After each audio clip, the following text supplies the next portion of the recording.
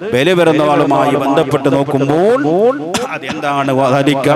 വമൻ യുഅല്ലിം ശആഇറല്ലാഹി ഫഇന്നഹാ മിൻ തഖ്വൽ ഖുലൂബ്. ഹജ്ജിന്റെ കർമ്മങ്ങളും നമ്മുടെ പെരുന്നാളിന്റെ ആഘോഷങ്ങളും അതെല്ലാം ഉണ്ടോ? എല്ലാം പരിശോധിച്ചു നോക്കിയാൽ അള്ളാഹുവിന്റെ ദീനിന്റെ ചിഹ്നങ്ങളെ ബഹുമാനിക്കലാണ്, അള്ളാഹുവിന്റെ ദീനിന്റെ ആധാറുകളുടെ അടയാളങ്ങളെ ബഹുമാനിക്കലാണ്. അതുകൊണ്ട് തന്നെ വലിയ പെരുന്നാൾ നിസ്കാരം എന്താണ്? സുന്നത്താണോ ഫർള് കിഫായി ആണോ? ഫുഖഹാക്കൾക്ക് തർക്കമുണ്ട്.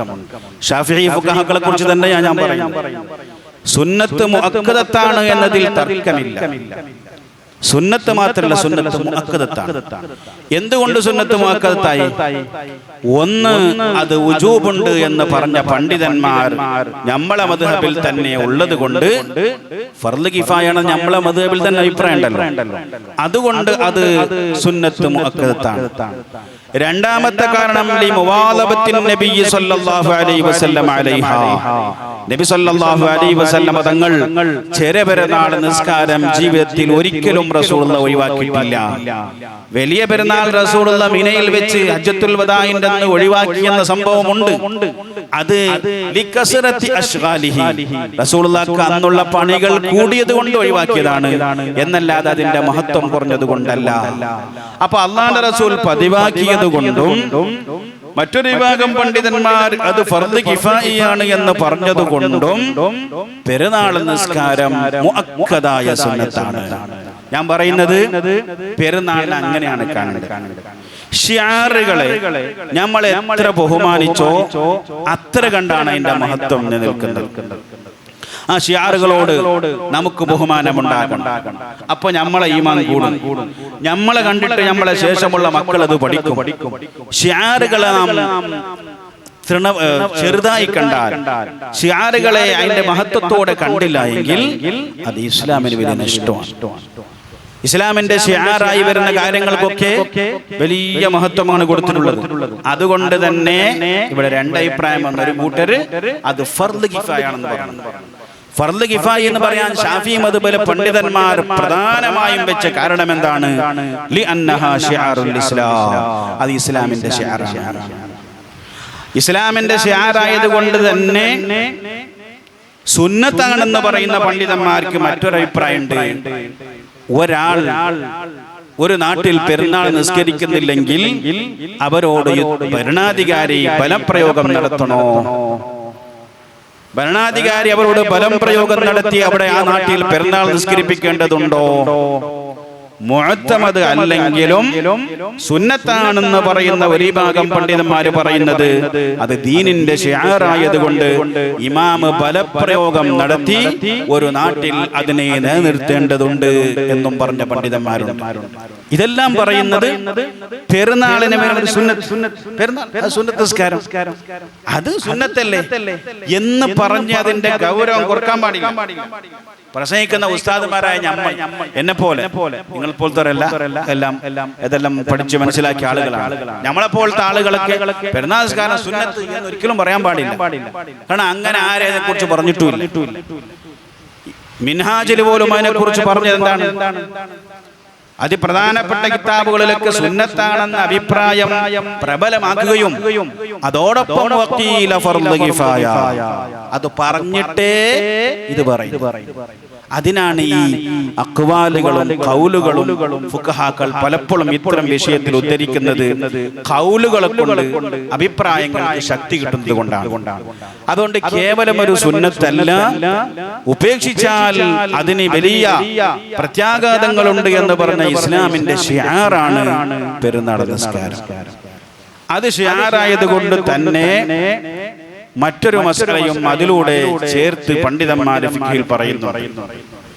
പെരുന്നാൾ നിസ്കാരം എങ്ങനെയാണ് നിസ്കരിക്കേണ്ടത്? ജമാഅത്തായിട്ടാണ് പെരുന്നാൾ നിസ്കാരം നിസ്കരിക്കേണ്ടത്. അങ്ങനെ ജമാഅത്താക്കുമ്പോൾ ഒരു നാട്ടിൽ എത്ര ജമാഅത്താക്കാം? ഞാൻ ഇത് പറയാൻ കാരണം നമ്മളെ കിന്നത്തല്ലുണ്ട്, പണ്ടേ ഉണ്ട്. ജുമാഅത്ത് പള്ളിയിൽ നിസ്കാരം ഉണ്ടാവും. അപ്പൊ അതിന്റെ ചിറാമ്പി കുറെ പള്ളിയിൽ തറാവീഹ് നിസ്കരിച്ചിട്ടുണ്ടാവും. അവിടെ എല്ലാവും പെരുന്നാൾ നിസ്കാരം നടന്നിട്ട് പിന്നെ ഇങ്ങോട്ട് ഖുതുബക്ക് വരുന്നൊരു പരിപാടി എൻ്റെ നാട്ടിലുണ്ട്. ഇവിടെ എല്ലാം ഇവിടെ വേറെ കറി ഉണ്ടാവില്ലെന്ന് തോന്നല്ലേ, ചിലപ്പോൾ ഉണ്ടാവാം, ഇല്ലാതിരിക്കാം. അങ്ങനെ രണ്ട് ജമാഅത്ത് ഒരു നാട്ടിൽ സ്ഥാപിക്കുന്നത് എന്താണ്?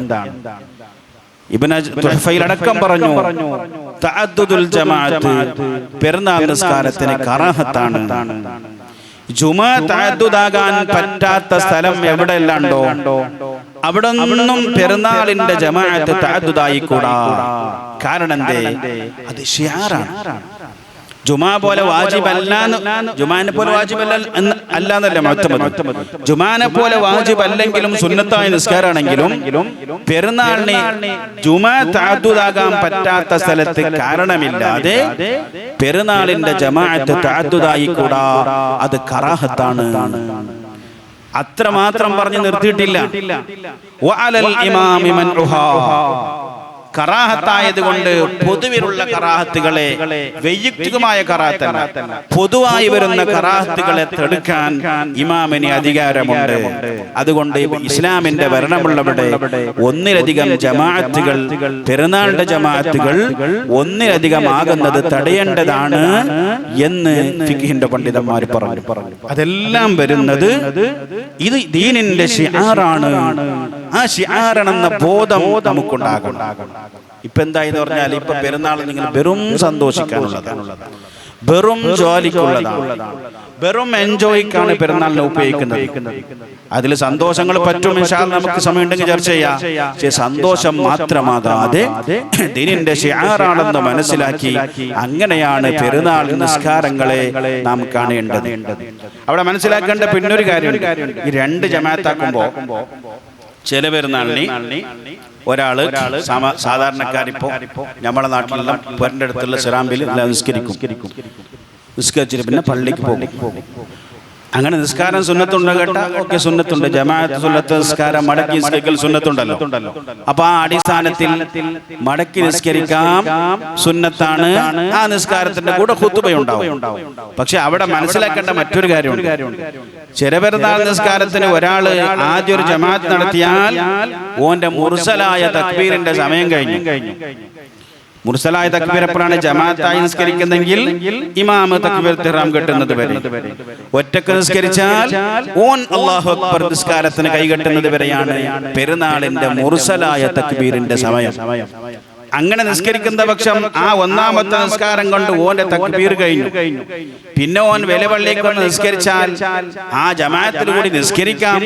ജമാഅത്തുള്ള നിസ്കാരം മടക്കി നിസ്കരിക്കൽ സുന്നത്ത് നിസ്കരിക്കാം, ഖുതുബയിലും കൂടാ. പക്ഷേ ഓന് മുർസലായ തക്ബീർ, പെരുന്നാളിന്റെ തക്ബീർ എന്ന അടിസ്ഥാനത്തിൽ ചെല്ലാനില്ല.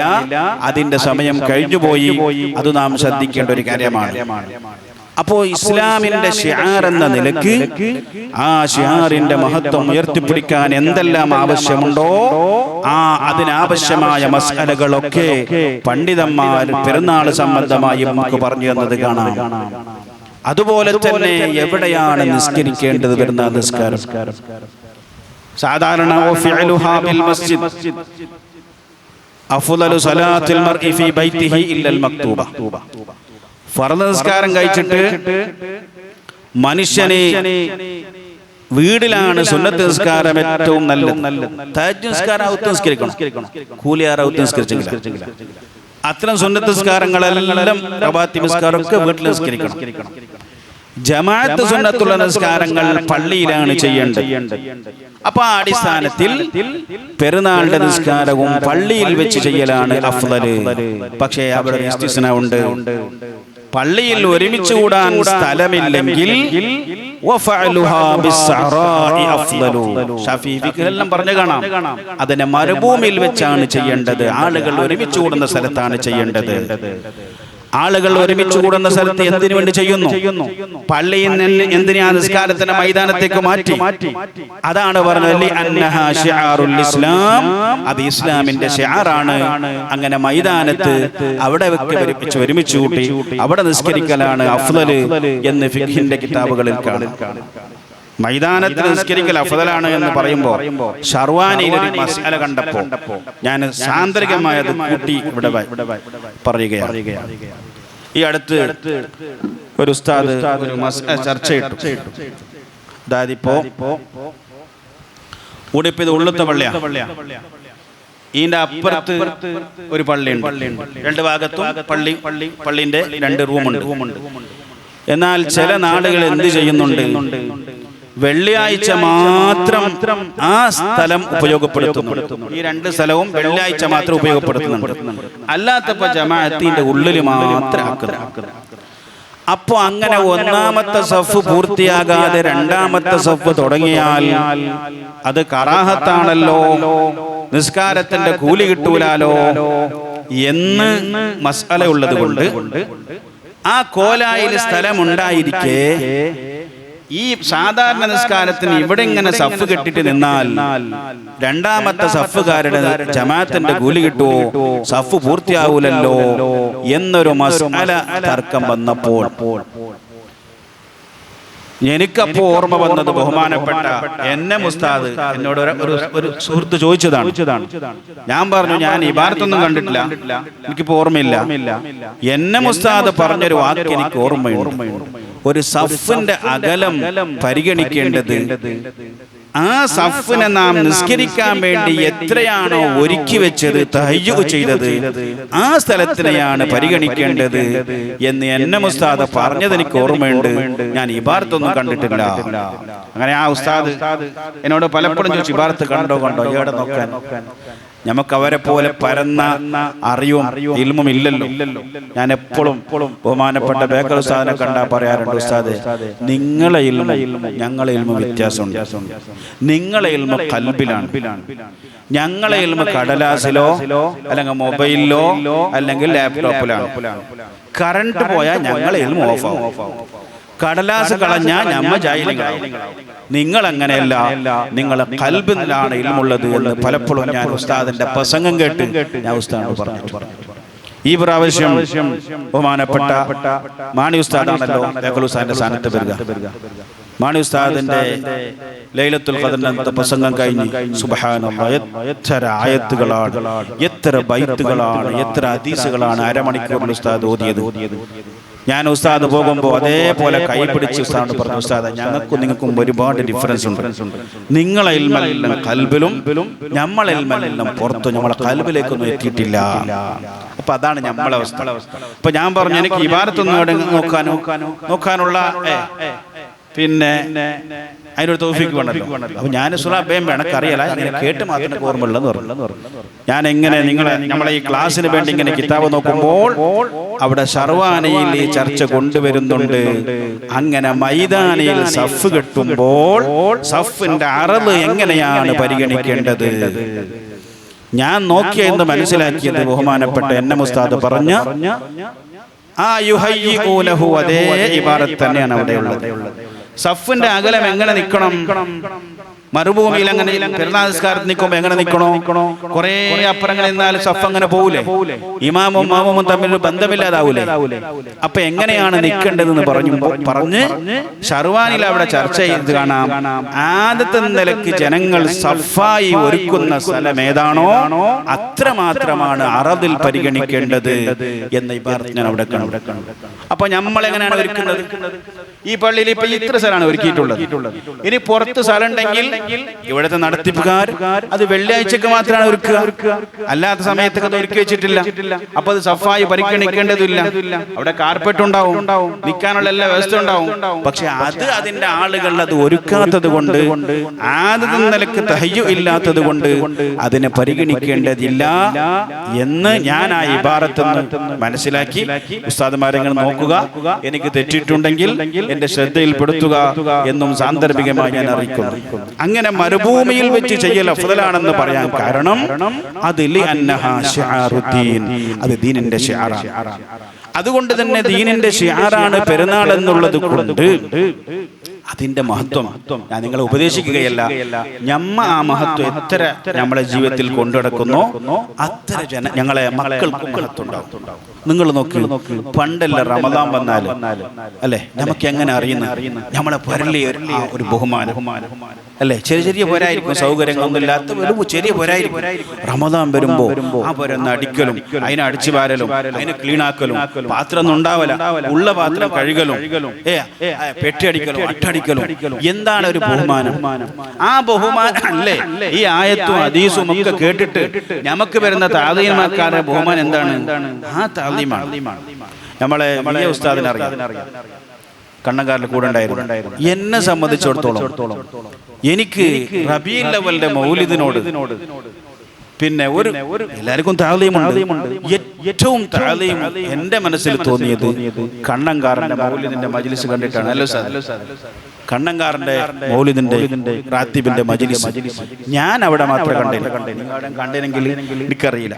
കാരണം പ്രായമുള്ള വയസ്സായ ഹിരിയ ആളുകൾ എത്രയോ ദൂരത്ത് നിന്ന് അന്ന് മൗലിദിന്റെ അന്ന് ജാവ് മൗലിദ് 10 മണിക്ക് തുടങ്ങിയെങ്കിൽ 12 1 ഗണ്ട മൗലിദ് തീരുമ്പോൾ അതിന്റെ തർത്തീബും ഏതോ മഹാന്മാരാക്കി വെച്ച നല്ല തർത്തീബാണ്. ഒരു ക്ലാസ് സർബത്ത് പോലും സീറിന് അന്നുണ്ടാവില്ല, കേവലം മൗലിദ് മാത്രം. അതിന് ഈ വലിയ പ്രായമുള്ള വയസ്സന്മാരായ ആജമാരെല്ലാം ദൂരത്തു നിന്ന് വന്ന് നല്ല വെളുത്ത ഡ്രസ് ഇട്ട് അവർ വന്നിട്ട് ഇരിക്കുന്ന കാണുമ്പോൾ എനിക്ക് ആ ഒരു ഭയങ്കര താളീമാണ്. മൗലിദിന്റെ മജ്ലിസൊക്കെ ഇങ്ങനെയാണ് വേണ്ടതെന്ന് എനിക്ക് പോലും തോന്നിപ്പോയത് ആ താളീം കണ്ടിട്ടാണ്. അതുകൊണ്ട് പെരുന്നാളിന്റെയും ഇസ്ലാമിന്റെ ശിആറുകളെയും അത് സുന്നത്താണ്, അത് കറാത്ത ഹറാമ എന്നൊക്കെ പറഞ്ഞിട്ട് മാറ്റി നിർത്തുന്നതിന് പകരം അതിന് എത്രയെല്ലാം ബഹുമാനം കൊടുക്കാൻ കഴിയോ ആ ബഹുമാനങ്ങളൊക്കെ കൊടുത്തുകൊണ്ടാണ് പെരുന്നാളിനെ നാം ആഘോഷിക്കേണ്ടത്.